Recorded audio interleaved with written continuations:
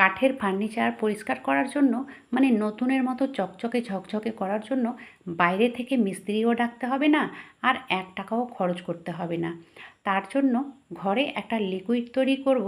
আর কাঠের যে কোনো ফার্নিচার, ওয়াল আলমারি হোক কিংবা আলমারি, খাট, চেয়ার, টেবিল সব কিছু পরিষ্কার হবে বিনা খরচেই এবং নিজেই করে নিতে পারবো।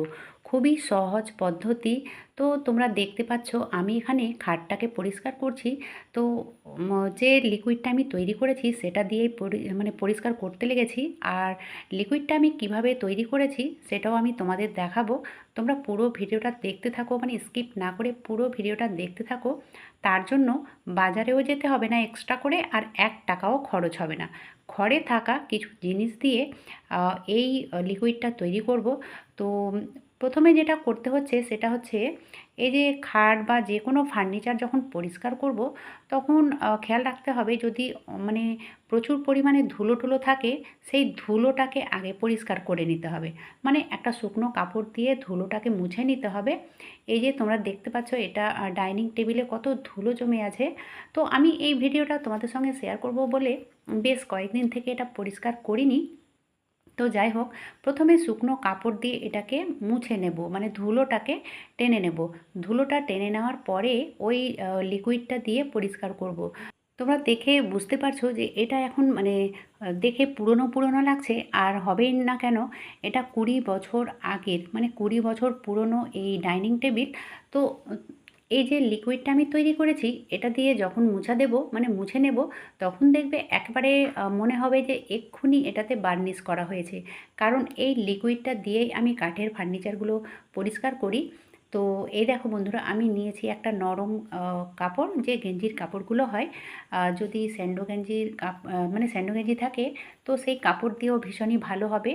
তো যাই হোক, আমি একটা গেঞ্জির কাপড় নিয়েছি আর ওই লিকুইডে ভিজিয়ে আর চিপে নিচ্ছি। চিপে নেওয়ার পরে এই মানে কাঠগুলোকে মুছে নিচ্ছি। আর কি সুন্দর, মানে একেবারে নতুনের মতো চকচকে ঝকঝকে হয়ে যাচ্ছে। তো ডাইনিং টেবিল হয়ে গেছে, এবারে এই যে ওয়াল আলমারিটা রয়েছে তো সেটাও পরিষ্কার করে নেব। আর এটাও মোটামুটি সেই একই সময়েরই তৈরি করা, মানে মোটামুটি 20 বছর আগের এই ফার্নিচারগুলো তৈরি করা হয়েছিল। তো যাই হোক, এই লিকুইডটা দিয়ে মোছার পরে আমাকে মানে কোনো দিন আমি মিস্ত্রি ডাকিনি, তবুও নতুনের মতো সব সময় চকচকে ঝকঝকে হয়ে থাকে।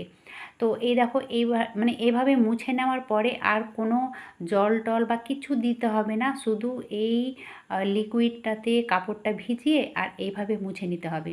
খুবই সহজ পদ্ধতি, আর এগুলো করতে সময়ও লাগে না, আর লিকুইডটা তৈরি করতেও সময় লাগবে না। খুবই অল্প সময়ের মধ্যে লিকুইডটা তৈরি হয়ে যাবে। আমি দেখাবো, তোমাদের স্কিপ না করে পুরো ভিডিওটা দেখতে থাকো।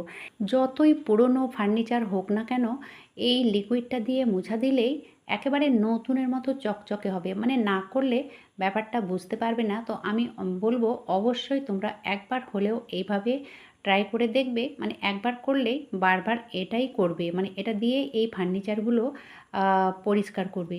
তো চলো, এই লিকুইডটা আমি কিভাবে তৈরি করলাম সেটাই এখন তোমাদের সঙ্গে শেয়ার করব।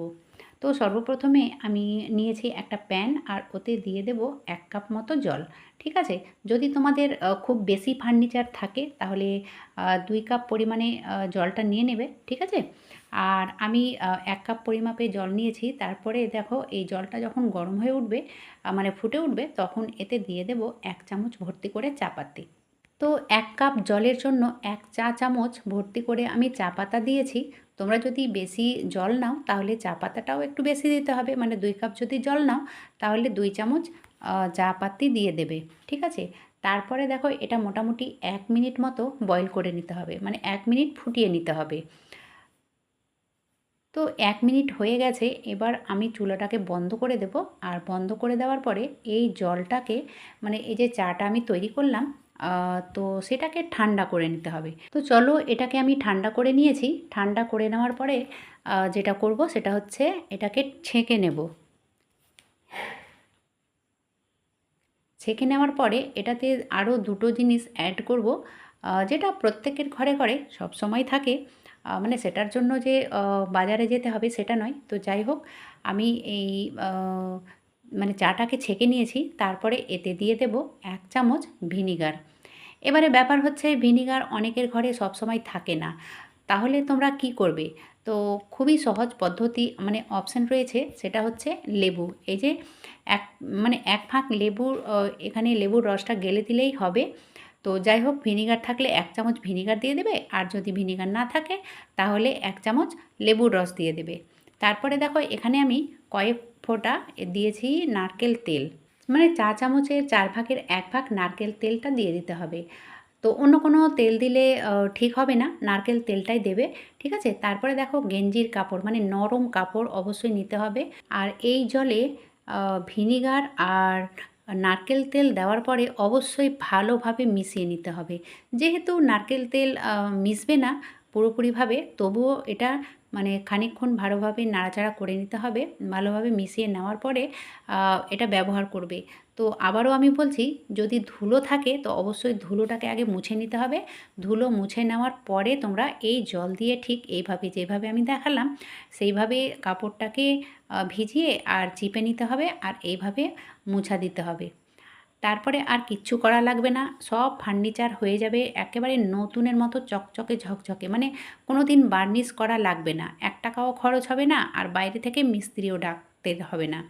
তো কেমন লাগলো বন্ধুরা আজকের এই ভিডিও? যদি ভালো লেগে থাকে তাহলে অবশ্যই ছোট্ট একটা লাইক করার সঙ্গে, চ্যানেলে যদি নতুন হয়ে থাকো তাহলে অবশ্যই চ্যানেলটাকে সাবস্ক্রাইব করে রেখো, তাহলে নিত্য নতুন ভিডিওর নোটিফিকেশান সব থেকে আগে পেয়ে যাবে। আজকের মতো এখানেই শেষ করছি।